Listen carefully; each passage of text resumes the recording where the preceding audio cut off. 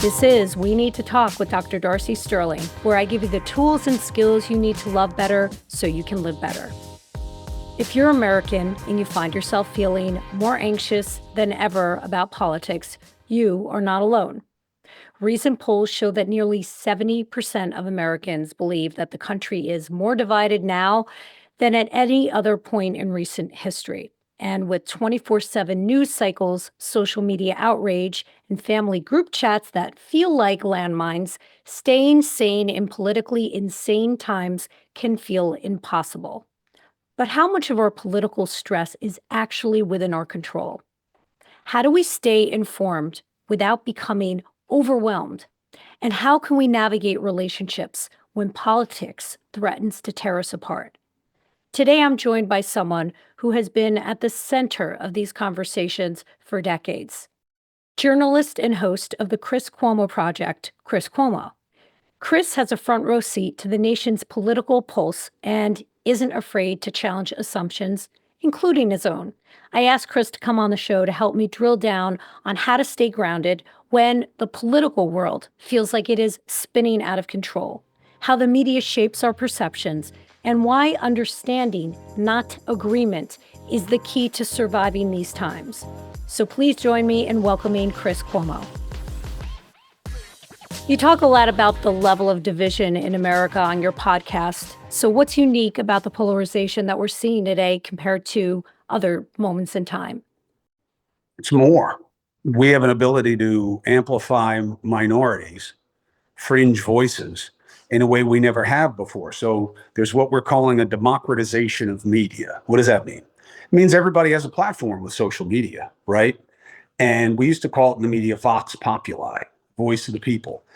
And one of the mistakes I think we in the responsible media made early on was we used social media as a shortcut to vox populi, Darcy. So instead of like doing that, not man on the street interviews. I think that those have always been very self-serving. You find the people that you want to find.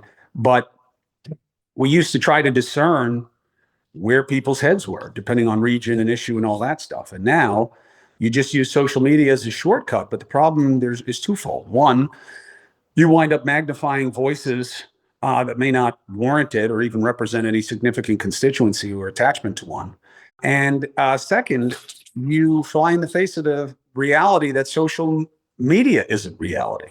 Every time they do a survey about where people are in politics or anything, you see that, one, this is a very center, right, left country, depending on what it is. It's a very pragmatic country.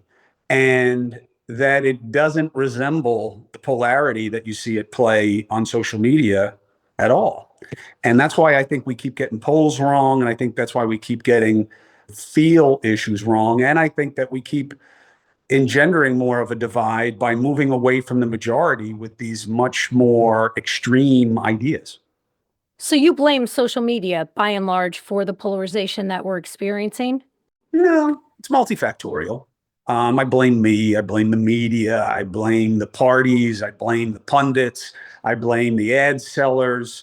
I blame all of it because everybody is playing to advantage. That's what a binary zero-sum game does. I win because you lose. And what is easier? For me to prove that I'm better than you or that you're worse, right? That I'm worse. Yeah. And outrage is what's going to get people's engagement. And I do think that for sure, I think you're right. I think it's multifaceted.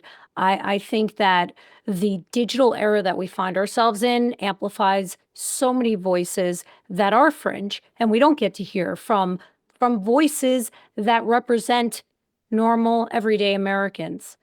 I realize this is a strange question to ask someone who makes his living reporting the news, but obviously you know that people feel overwhelmed by the news cycle. How would you recommend that people stay informed without becoming like stuck in their amygdala or becoming hopeless? Well, it's a choice, right? So you have to remember that. You don't control a lot of what life brings your way, but you have complete control over how you react to it. And I know that can sound very certainly trite, certainly simplistic, but it isn't. It's simple, just not easy. It's hard. I remember the first time I read Marcus Aurelius talking about the Stoic idea of you can't hurt me except for physical pain. Okay. You hit me on the head with a brick, it hurts. Okay. It doesn't matter what I think. But it's your choice about whether you're insulted, whether you're slighted, whether you're upset, whether you're overwhelmed by it. Part of it is also you have to diversify your intake. I think a big part of it is if you rely on one avenue of perspective, I just think it's a force multiplier in terms of their need to constantly be reinforcing instead of balancing. So you have to, one part, withdraw, right? This is not as important to your life as we make it on social media. And one part, balance out the perspectives, like the Trump Zelensky kerfluffle. So what does it mean? Well, I'll tell you right now, it really doesn't mean anything except for social media and just driving madness for the rest of the day. Mm-hmm. But in terms of the mineral deal, material support for Ukraine, the prospects of a Russia-Ukraine ceasefire, it really doesn't do anything, I don't think, depending on whether Russia decides to seize the day and go ham militarily in Ukraine. But short of that, all it is to drive the opinion business. So if you watch Fox, yay, Trump, America first. You watch MSNBC, ambush, embarrassing allies. You watch CNN, depends on who's on there and what it is. You watch News Nation, you get me saying, everybody's going to play this to advantage. Let's just wait and see, which is the least satisfying, the most reasonable take. Mm-hmm. Why? Not satisfying. I love Trump. I want this to be a win for him. I hate Trump. I want this to be proof that he is the worst. That's what they're feeding. So what do you have to do? You got to control your appetite. And you do that two ways. One, you eat less. And two, you diversify your diet. And I realize it's ironic asking someone like you this because your whole, maybe not you personally, but every media outlet needs to capitalize on moments like this. And with somebody like Trump, every moment is a moment like this. So what I find myself spending hours every week talking about with my clients and my followers is how to stay informed without being in a trauma loop all day, every day for the next 4 years. Nobody wants to be in a 4-year-long panic attack, myself included. I've had to pull back. Both political parties claim that every single media outlet has a slant, has a political slant, that there is no such thing as objective news. Is there anything as objective news? Of course there is. So you have who, what, where, and when. It's the why that is subjective. Now, human beings are inherently subjective, right? The idea that I'm going to give you an objective take on Trump. No, it's going to be fair. You got to be fair. You got to balance these things. You're a human being. You have your opinions. You have your feelings. You have your biases. Objectivity is somewhat of an illusion in that regard. But that doesn't mean something threatening. It's that you're looking for fairness. And fairness is balance. And balance is, well, what is the best version of this side and the best version of other sides? The problem is binary. The problem is if there's a right and wrong. There are very few things that fall into those buckets. Tax cuts, good or bad? Depends. Who, when, why? Backing Ukraine, right or wrong? Well, it depends. What are your policy goals? How are they best achieved? Supporting the Iron Dome with Israel, right or wrong? Well, it depends. Well, that's not satisfying.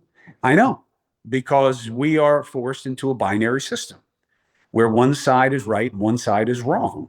And that is the constant fight for advantage. And the weird part for me, Darcy, is that this is the advice that we all follow everywhere else in our lives, except in politics. In your friendships or your work relationships, your partnering, you don't fly 100 miles an hour in one direction or the other when things are going on, right? I mean, you know, we don't do it anywhere else. You have standards, you have expectations, you're guided by principles that matter to you. And I'm not doing some holier than thou bullshit. I'm just saying if someone lies to you a lot, you don't say, well, everybody lies. You Right. know what I mean? You're like, well, why do you keep lying to me about this? Like, what's going on? You know, I'm your friend. You Mhm. don't lie to me about this. There's a standard to it. In politics, it's just, well, Darcy lied. Well, so does Chris. Right. Oh, okay. But she just lied right now about this thing that matters. Yeah, well, he lied about something that matters. You only do that there. You know, if you did that, like if you missed a session with a client and they're like, Mhm. hey, you missed the session. You're like, yeah, well, you missed two sessions. That's right. Can you imagine? I'd have no business. You wouldn't do it anywhere else. You know what I mean? Never. If you were to No. say to your partner, yeah, I know. We were supposed to go there and I blew it off. But you know, you blew off when I wanted to go. I was like, what?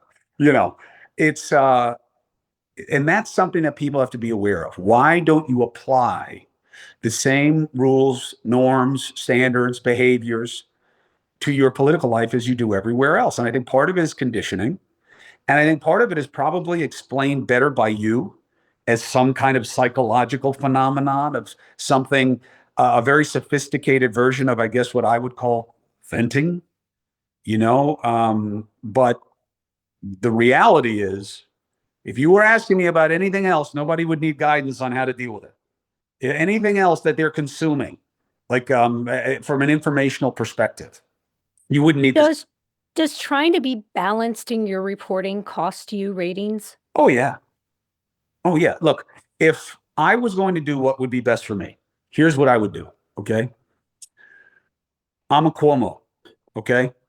I'm all in. Democrats have to get back to what Mario Cuomo was arguing. Even Andrew Cuomo's pragmatism of how do you make deals and how do you get things done, which was a much more operational posture than my father's posture. My father was highly romantic Mhm. um, about politics and fighting the good fight and go all in, um, get MSNBC to give me a slot and just pummel the right every night. And I could do it with a high level of erudition, like a Maddow. That wouldn't be what I would do because I think she talks over people's heads on purpose and there's something condescending to it. I would go right to the majority of America and what I know matters to them and just point out shit that everybody knows is wrong every night and let them know that these people have to be beaten. And I would have two, three, four, five times the following. I would take on every fringe righty I could. I would go at Megyn Kelly every day. I would go at Tucker Carlson. I would go at any of them, and just get into a fight every day. Because you're an outstanding fighter and a great debater. And every algorithm picks it up. I mean, I see Yeah. it even in. I've been messing with this a lot in terms of understanding how right I am about this, which is a pretty basic proposition. It's not like it's some kind of big brain idea, but depending on how I word the 2 sentence description of what my monologue is every night, Mhm. the reach changes about 30%. Wow. If I'm like, you know, Dr. Darcy, WTF, time to set it straight, that's going to do well. If I'm like, you know, everybody, we need a better approach to politics. What do you think of this? Womp Yeah. womp. You know what I I'm mean? gonna use the other one for the teaser. Thank you for that. You know what I'm saying? It's like, you know, Trump is an idiot. You know, well, we got to see what happens next. You can't just go on what he says. We know that he's not like presidents past where words are policy reinforcers. So why don't you? Why don't you do what's going to get you better ratings? Um, Several reasons, other than just my self-loathing, um, my desperation for mediocrity. One, I don't believe in the Democratic cause. They're not my father's party. They're opportunists. They have their own fringe problem. They have been offensive to live and let live. They have been offensive. to that idea. I mean, you and I are friends. You know me very well. I am absolutely an ally of minority causes in this country. I believe a big job of journalism, of the media, is an advocacy component of giving voices to the voiceless. And even if you want to deal with trans, which I know is the hardest kind of idea to swallow for normies, Mhm. they are so oversampled in categories of abuse and intimidation and bullying. They are such a small population. They are the last people we need to focus on in terms of who's a threat to you, my kids. There's no reason to do that. And yet, the idea that if you don't want to call somebody she when they look like me, there's something wrong with you. No, there isn't. That person wants to be called she. You may not get it. You don't have to get it. You don't have to call me she. You don't. You don't have to. You may think that's weird. That's okay. Doesn't make you a bigot. You're not a bad person. I don't agree with you, but that's okay. I don't know what I would do if it were my kid. I don't know. I don't know. I'd have to. I'd have to live it. I'll tell you what, though. You and I have joked about this before. I would have never told you as a parent 22 years ago when I was starting out that I pray for gay. I never would have said that. That like if I'm going to have to deal with my kid having an identity that is different than mine, Yeah. that I That would be the pray one you for gay. choose. Why? Because Yeah. we live in the Northeast. My kid will probably stay here, and it's still not easy. People who are gay still have to own that as like a solo adjective of their entire Mhm. being. Oh, Chris, yeah, you know him. He's gay. No straight person ever has to say that. So I never thought I would be praying for that set of challenges versus trans and other things that we're seeing with more of a fluency in identity. But the left making that a must, you must, is not live or let live any more than saying, hey, I'm going to make it so that nobody can have, gender transitioning procedures or whatever. Those are both absurd ideas. So the fact that that had any real space in our political dialogue is nonsense. It's like the new abortion. Yeah. Abortion was never a political issue. Right. It shouldn't be. Well, the government pays for it. Come on. The government spending on reproductive rights is a laughable amount. Oh, yeah, but every penny counts. Bullshit. If it did, we wouldn't have, close to $37 trillion in debt. And that's what our politics has become. Trans used to be reproductive rights. Before that, it was the death penalty. These are So you things. feel like the left has come too far to the left. It's gone too far. It's not your No. father's party anymore. Oh, well, look, my father's base was basically the Trump base. I know. Working class people who felt that government didn't do enough for them and did too much for others who don't need it. That was his base. And we So, lost them. We absolutely lost them. well, the party, I would say right now, has lost them. It's always hard to say why, because we're so hyper focused on the now that we lose the perspective of cycles over time. If you look at the last 10 presidential cycles, the swings are always pendular. You don't get Yeah. without Obama. And I don't care what white people say, that they don't have to invest in this idea of white fright. But I'm just telling you, when Obama got elected, there was a segment of the population that is white that was like, here they come. Here they come. Rough justice. Mhm. And I don't believe without that you get a swing back towards this kind of protection of the majority or of whiteness. And look, to me, I just keep rejecting the extremes, and the Democrats are about their extremes, and the Republicans are about their extremes. Which one has worse extremes? I don't know. It depends on the moment. Trump is easy to look at and be like, but come on, this guy. Well, he also beat you. What does that tell you? He beat you. What does that tell you? That more people thought that Trump approximated normal more than you do. Politics feels personal in a way that it didn't years ago. How can we maintain our personal relationships with people who hold opposing political views without feeling like we're compromising our values and being sellouts? Yeah. I think, first of all, you have to recognize that it's not easy. you've been very conditioned. It's almost like you're asking, like, how do you have a conversation in the middle of a bar fight? Leave the bar. Leave the bar. But that's our holiday setting. That is a lot of people's holiday setting. Thank God it's not mine. Thank you. Look, I dealt with it. I've dealt with it in my own personal life. And I think, first of all, the reality is we don't talk that much politics. And I'm talking about as a Cuomo.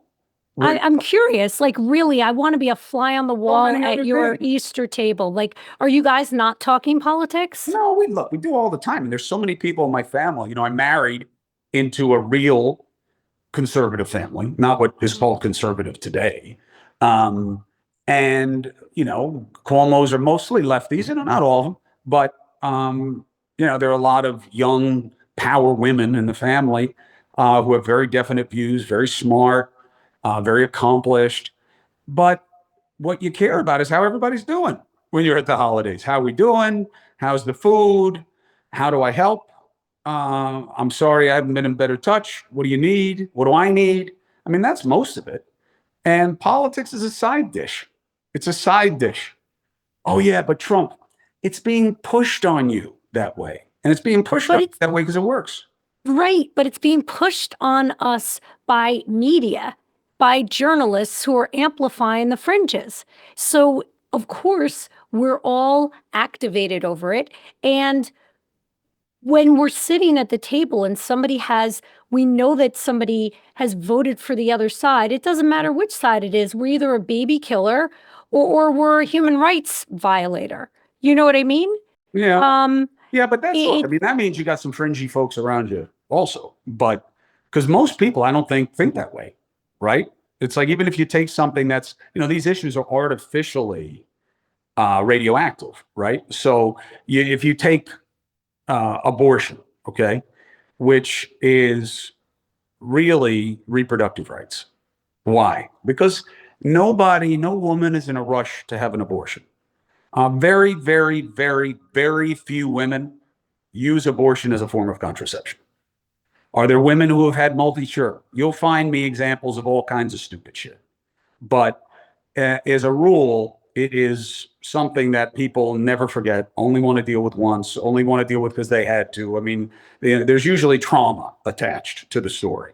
Mm-hmm. So the idea is, if you talk to most people about it, should you have a right over what happens with your body? Yeah, but what about the fetus? Well, where do you see a fetus becoming a person with rights attached?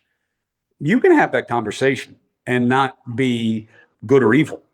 And if they're judging it on the basis of religion, I'd like to see the rest of the way they live their life. Because I think there better be a real consistency.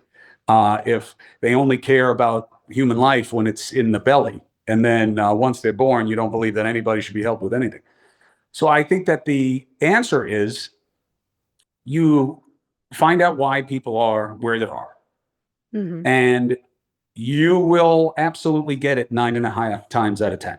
And the other, let's say it's even 3 times out of 10 that you don't get it. You just don't get it. There's a lot of shit that when you're talking to somebody, you're like, yeah, Chris, you can tell me 1,000 times. As soon as you decided to hit that guy, you lost me. You lost me. You should have never hit him. It was so stupid. Well, I don't feel that way. That guy said this in front of my kid, and he fucking needed it. Yeah, okay. I disagree. Let's talk about something else. That's what you do, right? That's what you do. I think it's what people do ideally. I think a lot of people have difficulty doing that because both sides feel, and Republicans haven't been great at articulating this, but I know that both sides feel like a vote against them is a vote against them personally. If I vote progressive, I am stealing money from their family's budget, and I am deciding.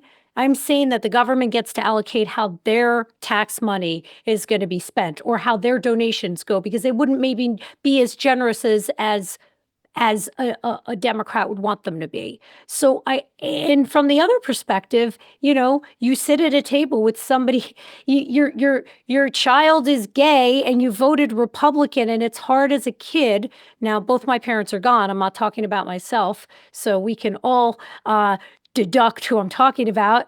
When you sit at a table, your child is gay, and it's hard for the child to imagine that they weren't even a factor in their parents' choice, that their parent chose some arbitrary bullshit that really doesn't even impact them positively at their age and stage of life. And it is really hard not to get in the weeds about that.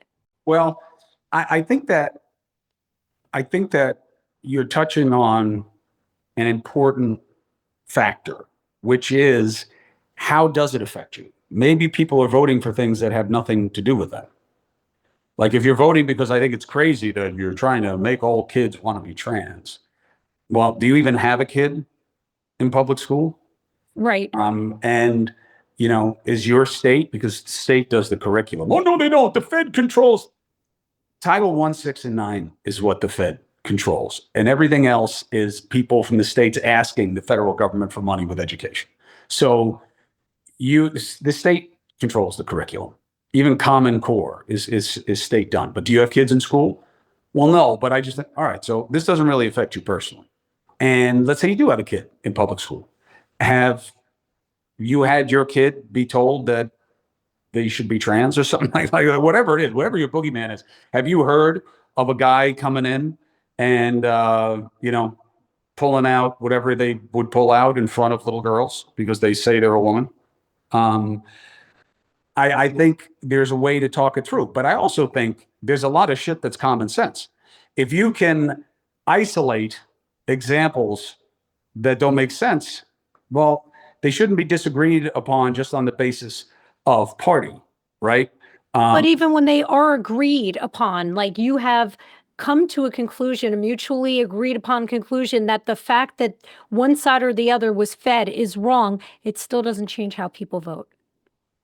Well, it doesn't change how people vote. I don't know, Darcy, I think most often people vote based on self-interest.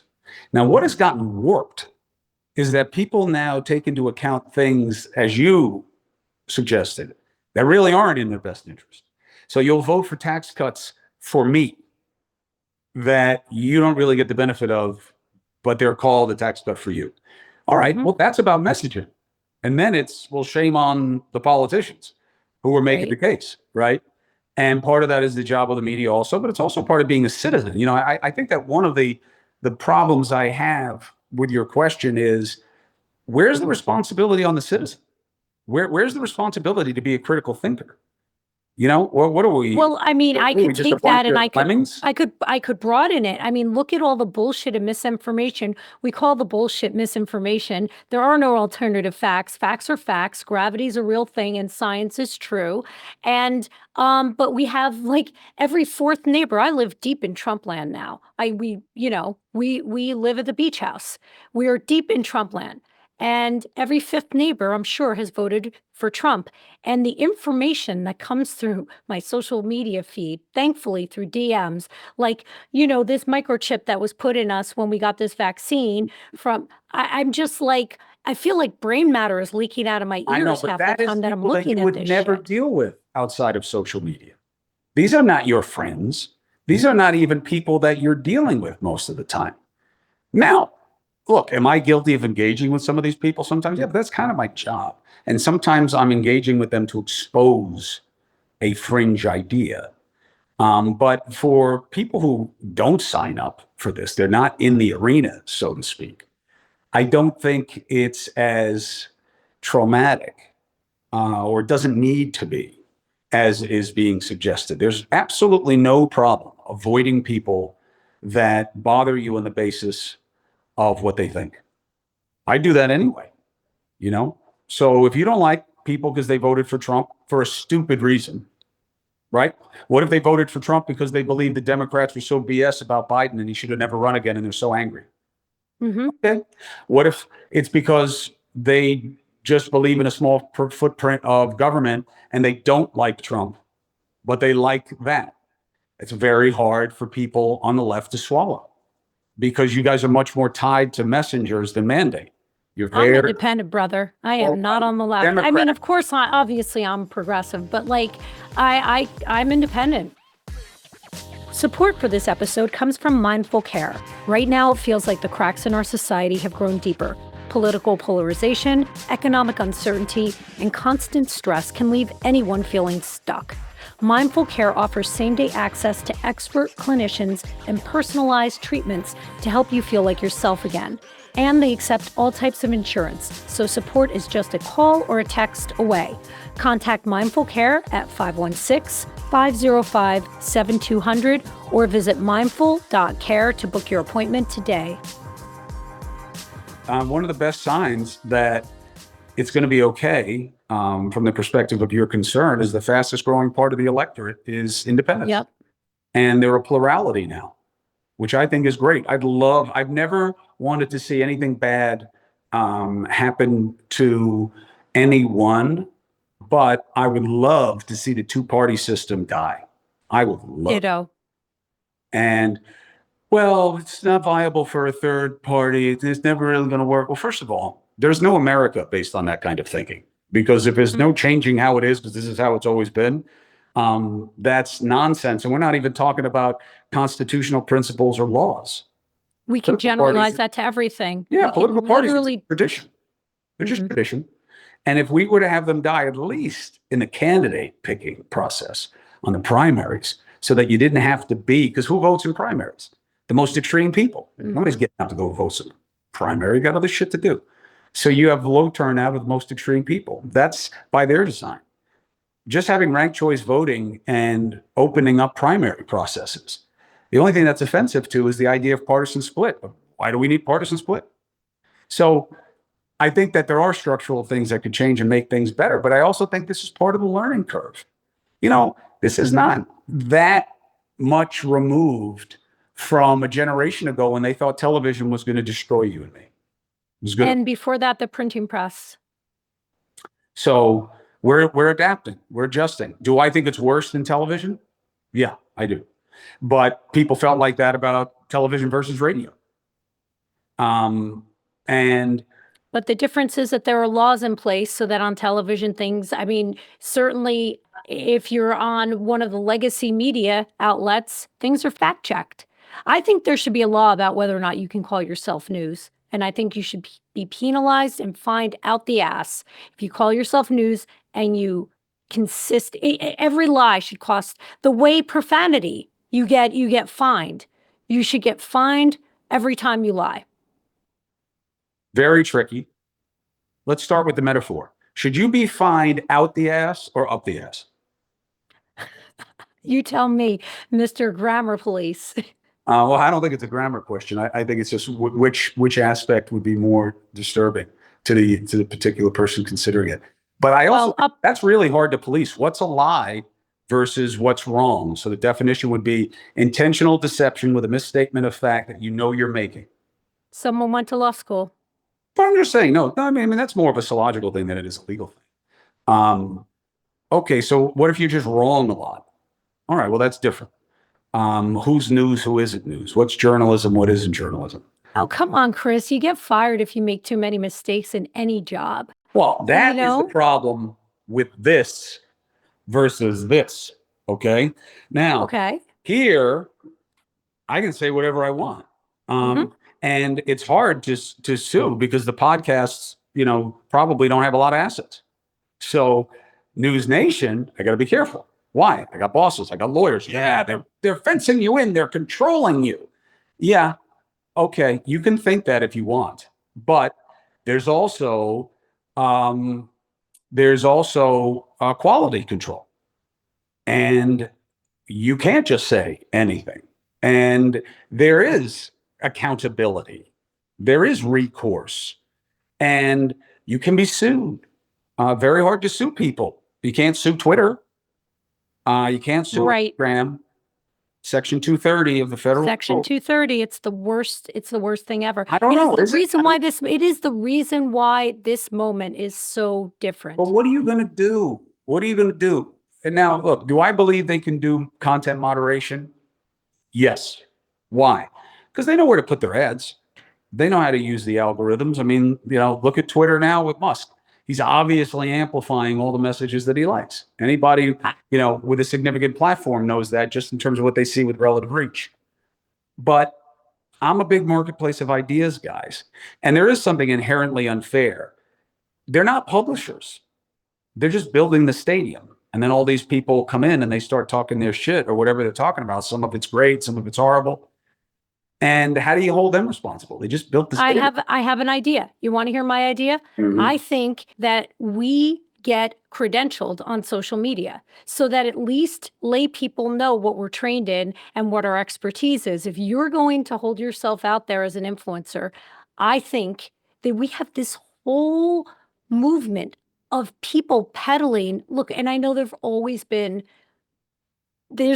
snake oil. I know this. It's never been as prevalent as it is now. You know it. I know it. People selling food supplements or selling supplements to cure cancer, to cure every element that there is. They don't even have a college degree. And I'm not trying to be an elitist asshole, although I am an elitist asshole with 2 degrees, one of which I will be paying off till the day I die, probably. But that's fine. I do think that there's something important about consumers being able to easily see whether or not someone has expertise to speak in the lane that they're in. And I think if we just verified people and labeled what they're known, what they're credentialed in, so that there could still be influencers who don't know what the fuck they're talking about, but at least everybody knows that they don't know what they're talking about. But first of all, what if they do? And why doesn't the marketplace get to decide? Go back to school. We have laws. We have laws and licenses. Products are different. You sell me something that cures cancer and you fake the research, you're going to get sued. Eventually, you're going to lose. You got the FDA, you got the FTC, you got different government agencies that chase people for cons. Okay, but we're talking about something much harder than that, which are ideas. Mhm. This person is telling you what should happen in Ukraine, and he's got like a ski hat on and big cans on his head, and he couldn't even find Ukraine on a map. Why are people listening to him? The marketplace decides. The marketplace decides. And Well, there are also coaches who hold themselves out as trauma experts. The word expert has absolutely no credentialing. Anyone can call themselves an expert. They read 2 books, it's like going to the circus and seeing a contortionist and deciding, hey, I can do that shit. The people who do it best make it look like everybody can do it, but everyone can't do it. And the number of people that I have to patch up and sew up and suture up who saw some quack who was an uncredentialed and untrained coach to help them with their trauma, who gave them exposure therapy to the very thing that they were terrified of. Maybe it's a woman who's then told to be alone in a room with 10 guys your size. You're a big guy, 6'4", 230 or whatever the hell you weigh. You're probably a little more because it's winter right now. Ha, gotcha. All of which is to say, you lock the woman alone in that room because you're trying to desensitize her to the very thing that she has, trauma around. It doesn't always work. I agree. But it is a slippery slope, right? I mean, I used to have this lady on as a legal expert, which was, legit. She was definitely a lawyer, right? And now Mel Robbins is like this huge self-help guru. And her books are selling. Oprah says the best thing she's ever seen in her life. But if people want it, that's capitalism. And that's the capitalism of the idea world also. That's the marketplace of ideas. If people want it, they buy it. If they want to believe that this diet is going to make a difference, that's the way it is. We just have a lot easier ways to sell now. And I think eventually society will adjust and there will be their understandings, tools, mechanisms. There are apps coming out all the time to curate content the way you're describing, where people will start consuming it through, I get my news through this aggregator. And the problem with that is it reinforces whatever bubble we're in. And you're saying, and I agree with you, that the road out of this polarization is balance. But we shouldn't be squirreling around trying to hunt for reliable sources it But should haven't be. we always? Some people used to read the Post, others would read the Daily News, the New York Times. Don't forget that, the Wall Street Journal. I only believe Dan Rather. I only believe Cronkite. I only believe Brokaw. I only believe Jennings. It's always been like that. People have always Has played it? preference. Has it? Because growing up, I mean, I know that I'm, what, 11 months older than you or something. That's it. Despite the fact that I look decades younger. Who says? Record. Everyone. We'll have a side by side. The one I like doesn't say that. My wife. Never heard her likes say my that. wife more than me. Not the one that I like. Uh-huh. I remember All her of the saying very clearly, she looked at me, mm-hmm. looked at you, and she said, I love you. This friendship is going to be a problem for you, Darcy, because Uh-huh. you cannot compete with the amount of sexy coming through the screen right now. And I said, hey, I'm trying to turn it on low. This is Yeah. low. This is Uh-huh. low. So I'm not Yes. even up to full Italian stallion. I turn it to Italian stallion, the whole phone blows up. I can't even remember where the fuck I left off. See? That's how magnetizing it is.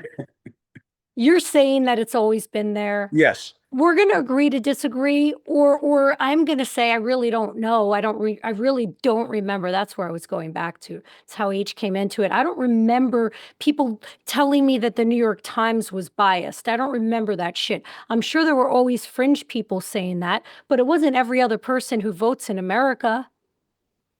Well, I don't know that it's every other person who votes in America also. I think that you have to be careful to not let what's on social media condition you to think that that's what's happening overall in the country. I think most people don't pay attention.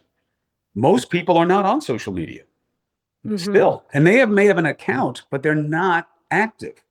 Right. Or they're voyeurs. They're not posting. They're just looking.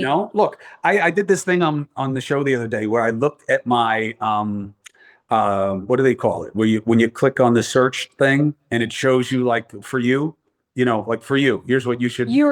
Right. So, and I was looking at what I have been consuming, and that is where the choice structure comes in. Mine are all of my hobbies. Why? Well, because I separate my account. Now, when you look at my professional account, right. I was going to say you totally have a Finsta. There's no way because you would be in a black hole. You would be in a black hole of despair if all you saw was the content that is generated. But I am bathed in it all day long. Look, I was just having an argument about what my angle is on the show tonight about how I'm going to cover what's happening, what happened with Ukraine and all this stuff.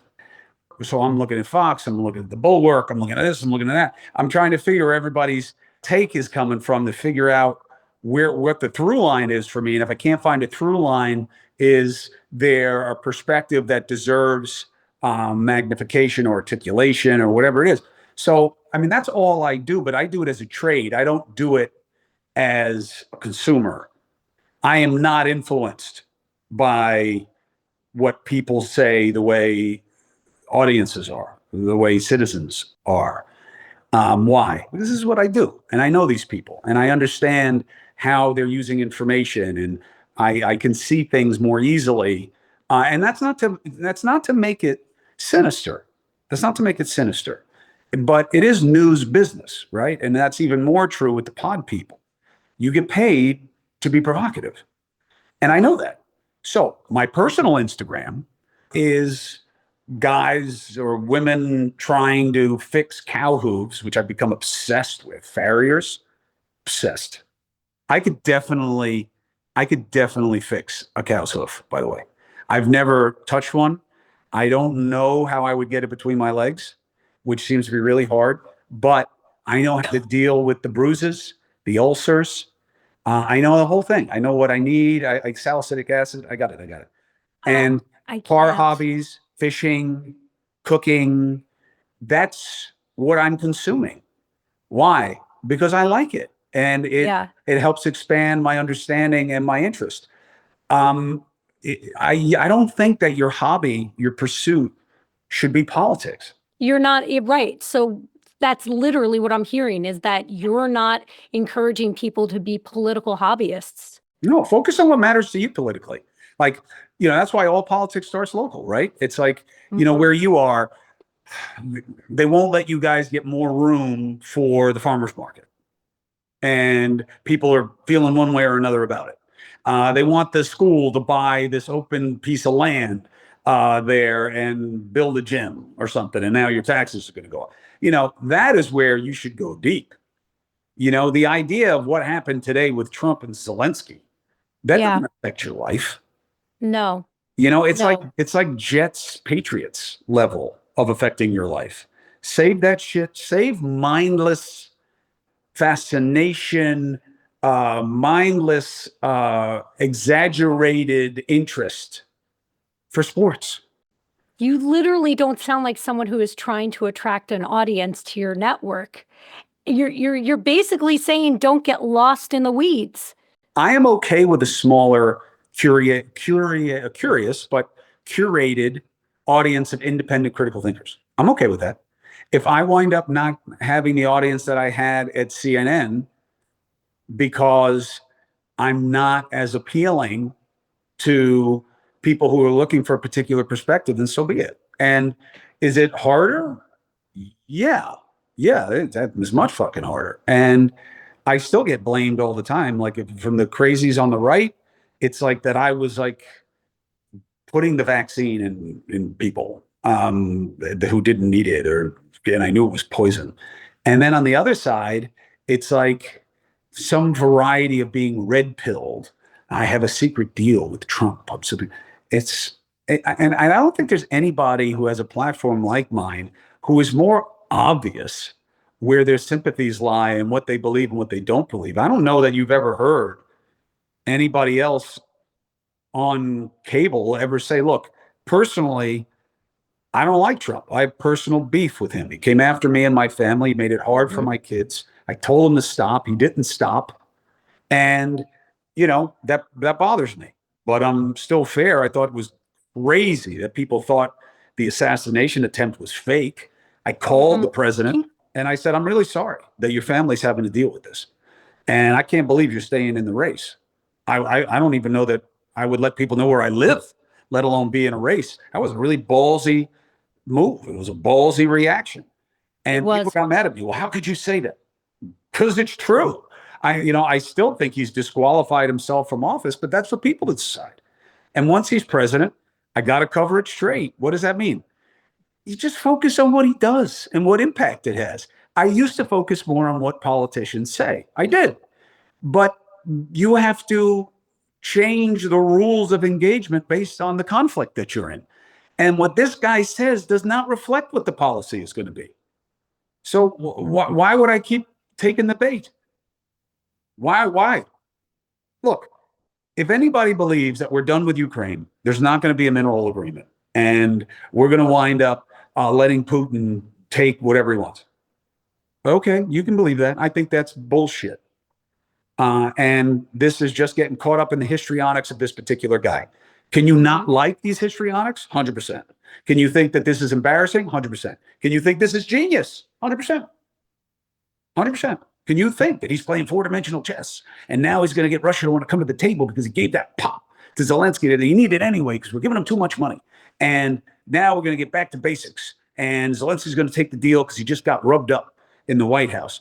And Putin now believes that he has an ally in us. So he's going to sit down and make a deal and the war's going to be over. Okay. I don't buy that. I don't think this is a strategery, as Will Ferrell used to make fun of President Bush. But maybe it is. I don't know. We'll see. And that's real frustrating for people who want the fight to be on the basis of preference. Right. Or they want a crystal ball and they want the current moment and level of emotional escalation to be predicated on what someone's saying versus what is really happening right now. Yeah. Because why? Because that's how the game is scored. Mm-hmm. Darcy owned Cuomo in that conversation. She made fun of his weight. Mm-hmm. She owned him. I'm going to clip that part. That's going to be the meme. I'm glad you get that. Go on. I'm only 6'2", by the way, and a svelte 226. But And I'm on the way down. Okay. And not like you. I know why you cropped. Are we gonna have a contest again this spring? I mean, I'm happy. You bailed smart. I did not. Fuck you, Cuomo. Oh. I did not bail. Oh, I did boy, not that was bail. hard. I did not bail. We had Where'd an all that app training go? contest. I do not have Cursing to at be your guests? emotionally. I do not have to be emotionally managed with a friend. I'm sorry. I don't know. I don't feel like a friend right But now. if That was you mean. want to have a contest, I am here for it. And this year I might actually beat you. I don't know if I would have done it 2 years ago. You know why people should absolutely consume your podcast Tell and me. be clients of yours? Because they should all want to just be able to approximate and probably never match the baseless level of self-confidence that you have. And if I could have more of that in my life, I mean, I don't know what and who you see when you look in the mirror, but I got to tell you, I want my mirror to be more like yours. That's all I can say. What gives you hope these days, Cuomo? People like you. There's so many people out there who dare, to care about others and what's going on, and to make things better, and to worry about what's wrong, and to manage feelings, and to try to be accommodating. And I don't see that as weakness. I don't see vulnerability and concern and fear as weakness. I don't. I think that we have a misunderstanding. Again, reaction formation. Again, pendular cultural swings. Yes, I think men have been beaten up too much in the last few years. And I think that man as protector, or even if it doesn't have to be man, just a type. It can be a woman or a man. I really don't give a shit. As a protector, as an alpha, as strong, as basic. That's okay. If you're that way, you are not the problem. You're just that way. And it's not good or bad or right or wrong. It's based on the match. It's based on the context. So, it's okay. That for, or how did you get the Tate brothers? How? Because you created a market for men who are told everything about them is fucking wrong. And they're the root of every problem, and they should just shut up. And it's time for them to pay a lot. And it's kind of an exaggerated extension of how certain white people feel. And again, you can roll your eyes, and a lot of white people will roll their eyes and say, well, they're wrong. Okay. But if you want to understand why you're dealing with what you're dealing with, you have to be open to this. And while I don't think there's anything wrong with men not having to cling to any stereotype, I also believe so strongly in live and let live. Now, maybe it's what I do. Maybe it's my own trauma conditioning. Maybe it's what I've been through and what I've decided. But I am highly indifferent to difference. Highly indifferent to difference. And you don't have to agree with me. I can only tell you what I know, which is I am a lot of people try to say that they're not judgmental, but they're full of shit. I'm telling you, it takes so much for me to give a shit about what anybody says, certainly about me, which is where most people get stuck, right? Like, It is. oh, I think you're so handsome. Yes, because I'm on TV. I think that you're crazy. Yes, because I'm on TV. Whatever it is, it's exaggerated because of what I do for a living and how media works. And I understand that. So compliments, don't really matter to me. Criticisms, I don't know. Who is it? If Darcy calls me and says, hey, what you said the other day about how mob mentality works is totally wrong. Oh, shit. Why? What did I say? I care. Why? Because she's a trained social worker and she's smart as fuck. That's why I got to listen to it. If she calls me and she's like, I don't like that you're practicing self-defense. It's too aggressive. I don't give a shit. Why? Because we disagree and that's not what you do. I think that the more people practice that it doesn't mean anything about me that I have this dog. Okay? There are people who will be like, a man should have a big dog, not a little dog. Not a little dog. Not a little dog. Not a little dog. Look how offended she is. She hates to be controlled. Mm-hmm. People will have feelings Im- about it. I don't. I don't. Why? Because it doesn't affect you. Live and let live. Yeah, but he really bothers me. It's so offensive and he has a platform. Don't be part of it. I can't Literally, tell you how many just people comment unfollow him. that they Just hate unfollow me him. and I they hate what know. I say. Okay, don't follow me. Don't go somewhere else. We don't do that. We want to participate. We want to antagonize ourselves. Anonymously. And we That's what don't we do wanna it anywhere else in our lives. Yeah, we would never do it in person. You don't hang out on your main, I don't know, let's say you're a sports person. Let's say I'm a Jets fan. I don't hang out on Patriots fan sites. Why would I do that? I don't like the Patriots. But in politics, you spend all this time trolling people that you don't agree with. Now, if you don't want to learn about the issue and understand why there's this bifurcation, then just don't pay attention to it. And if someone's coming at you, block them. Block them. What would you do if we were driving and this guy thinks he cut us off and he's like giving us the finger and shit? Ignore him. What the fuck are we? We want to get out. Literally hit the brakes so you're not side by side. Yeah, just one of you has to decide to accelerate or hit the brakes. Yeah, just get away from me. Get away from me. I don't know you. You don't matter to me. I mean, literally, I don't even know who the fuck you are. I don't even know if you are anybody, by the way. Right. I had my numbers on my social media are all 40, 50% lower than they were when I was at CNN, because one of the things I did when I was sitting on my ass crying to you on FaceTimes all the time was I had an IT guy go through and get rid of as many of the porn seed accounts, like they create all these fake profiles so that they can put out links and stuff and troll farms. And I had them go through and just net the number down so that I know that a solid percentage is an actual person. Because the number doesn't matter. I don't get paid for my following. So it doesn't matter. You know what I mean? And most of the time you're caring about things that happen on social media. You don't even know if it's a person. You don't even know. But I'll give you a clue. If there are a lot of numbers after the name, and when you go to post, it says 0, do you mind? Then it's probably not a real person. Right. Did that just like sidebar, did that impact your reach, getting rid of those bots? Yeah. My number got cut like by 40% or something like that. It's crazy. It's crazy. It's so crazy. But the number doesn't matter to me because let's say you have 1 million followers, okay? And now you want to get advertisers for the podcast. They're going to look at the reach of each episode anyway. So it's like the Rock has 200 million followers on Instagram, but then his movie comes out and it tanks. Doesn't make any sense. How? You have Doesn't 200 make million sense. followers. And then Right. Terramana, that shit tequila, doesn't sell. Why? Because it's shit. And the 200 million doesn't really matter. Right. So I It's didn't not care. real.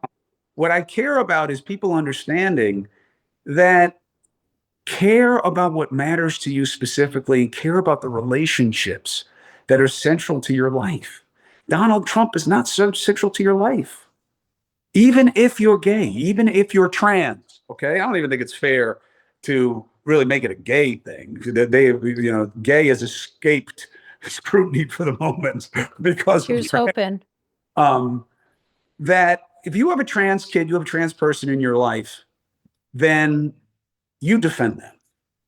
You defend them. That's what you do. You defend them. You defend the people in your life. You defend the people that you care about. Politics isn't really affecting what's happening with that community. It is a little bit in terms of messaging and sentiment, but in terms of everyday life, not so much. Fiscal policy, none has even been made yet. He hasn't even passed the budget yet. Foreign, I mean, I don't like this, but if Ukraine were to become part of Russia, if you're not from Ukraine or do business with Ukraine, even that wouldn't really affect your life every Of course day. not. And now I'm saying I think you should care about it. Don't get me wrong, but I just think that the answer to the question, the seminal question of our discussion, is focus on what matters to you and focus on who matters to you, and remember to apply the same rules to social media that you would if you were driving in traffic. And to your relationships. Because we would be monitoring how we respond, how we react, how we filter the Much less information. affected. Much less Right. affected. We Who would. is this motherfucker who's saying that they don't like what I don't know. I don't know who they are. You know what I mean? I don't know. I don't know who they are. Why would you answer to them? When you hear people on the street having a conversation that you don't like, do you interrupt? I definitely do not. When you're in a bar having a drink, right, waiting to sit down to have something to eat, or you're eating and you hear the other table, what you do is you look over to the doc and say, can you believe that asshole actually believe? But you keep it here. Literally. And if you were to turn and say, I just have to sit, you would have a rough night, not because of what's happening there, because of how pissed off your partner's going to be. In the tri-state area, man, that entire environment would activate immediately. You would never do it. We know not to do it. And I think what I hear you saying, is that we need to stop doing it in our houses. We need to stop doing it with our tribe. We need to start applying the same logic with our news that we apply to everything else. We need to put it in the right priority. I had So one that it thing doesn't that was eviscerate getting a us. little ugly. I walked into an event that was going on at my house, and it was getting a little hot. And I said, here's an idea.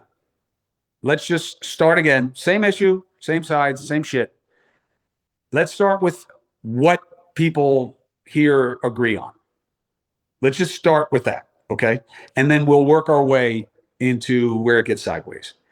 And I have to tell you, as a conditioning aspect, there is so much more that people agree on. The disagreements that are relevant only come into very specific and granular moves. Were they able to identify the things that they agreed on, or did you have to mediate that? Yeah, no, they did. They're rational people. Well, some are a little drunk, but they, basically rational people. Americans agree on like over 3 out of 4 issues. I mean, even your hot button ones. More people in America believe that women should have control of their bodies than don't. And nobody is pro-abortion. They are pro-reproductive rights. Right. Nobody is fighting to get as many abortions as possible. No, it's a traumatic decision for anyone that's to just make. it's just this stilted, exaggerated thing that the Democrats allowed to happen in terms of pro-choice is the best they could do versus, then call them anti-choice. Literally. Pro-abortion. I'm not pro. I'm pro your rights. You exercise them the way the fuck you want to. And that's live and let live. Remember that. Why is this your business? All the oldest cliches are still true. Mind your fucking business. Yeah, Mind your business. I hear you. America's my business. No, it isn't. No, it isn't. No, it's not your business. No. And I think it's a really good guy. Oh, you're just telling people to give up. No, I'm not. My life is a flagrant example of reckless disregard for boundaries and self-protection. I'm not telling anybody to give up. I'm saying that fighting the good fight is explicitly about focus. And the idea that you're going to take on Trumpers, like, I don't even know what that means. It's irrelevant. It's irrelevant to spend time tonight going crazy on social media about how fucked up Trump was with Zelensky. Is there a peace deal or not? Did he put tariffs in place and did they affect things or not? Did Doge come up with a big list of shit that Congress approved and what difference did it make or not? And once we get to that point, there's tons of time to fuck with everybody. And in the meantime, we really have to focus more on the things that we have in common. Turn it down. Yeah. Turn it down. It just doesn't matter that much day to day. Why does everybody focus on the last 2 minutes of an NBA basketball game? Why is the end? Because that's when you're going to get the decision. That's when you're going to get the conclusion. That's what matters when something actually happens. Oh, but something happened today. He told Zelensky he had to leave. Yeah, that was really dramatic. I'm going to do most of my show on it tonight. Maybe all of it. But that's not because everything's different now. It's because now I got to figure out what it means. And I got to spend some of my time discussing what it doesn't mean. Well, you have been so generous with your time, I have. and I am grateful I don't for think so. you. I I have to be honest. And I don't know why you have prayer hands. You're not a prayer person. No I prayer hands. am. Don't do I prayer hands. am. No, I am. I am very look, I have a relationship to a higher being. I think it's God. I Hashem. hope it's God. I don't Is it know. Hashem?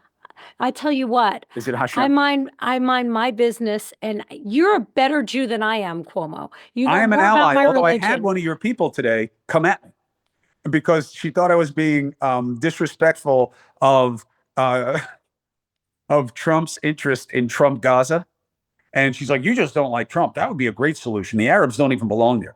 I said, I can't. "You think that I am anti-Jewish because I think the idea of displacing everyone in Gaza and building big gold statues of Trump is both an impossibility and something that would be wrong? You think that makes me anti-Semitic?" She was like, I I "Yup, I and got an I'm a area of New Jew and you're Jersey for not." you. I got an area for New Jersey called Atlantic City that you should go check out. You go check out Atlantic City and see the hallmark of what he's left behind. That is unlikely to be the outcome. You should Very see the unlikely. stuff online of people. Let's talk about ugly shit. People take my face and point out how it's clear that I'm a Jew and that I have been pro-Israel because I'm a Jew. I'm a closet Jew. They Even if I'm not a Jew, and I love when people say, "By the way, he's a Jew," but even if he isn't, oh, okay, it's always nice. It's always a nice hedge to give yourself that you're Mhm. wrong. That's right. APAC, he's paid for by APAC. That's why he says everything he does. Now, what am I supposed to do with that? Nothing, because I don't give a fuck about the people who are saying it. And I if would there hope were that you're enough of not them, responding to then all I would that mock it. shit. Yeah, but just Mhm. turn it down, block people. I'm not saying stay in a silo. There are plenty of reasonable people who disagree with you. There are plenty of big brains out there who On disagree with you. them. You do not have to go listen to Bannon or Tucker Carlson to get your conservative news. You don't. There are plenty of people out there. And that's on you. That's on you as a critical thinker and as a consumer. It's the same shit you do when you buy any other product. You don't get to You do a little bitch. research. Yeah. Oh, I don't know why I bought this. It's all sugar. How was I supposed to know? Read it. I knew it was too good to be true. I knew my Chagachino was killing me. Read the box. Be discerning. That's the key. What else do you have? That's it, man. I mean, I had a bunch of questions. You chewed up the last 20 minutes. I didn't get to the questions because I was going to be respectful, but it's totally fine. I got great stuff. You're a great combination of pedigree, right? Personality, and a point of view, which is what people need. So you're doing great, Doc. Thank you for having me on. I appreciate you, Cuomo. Thank you so much.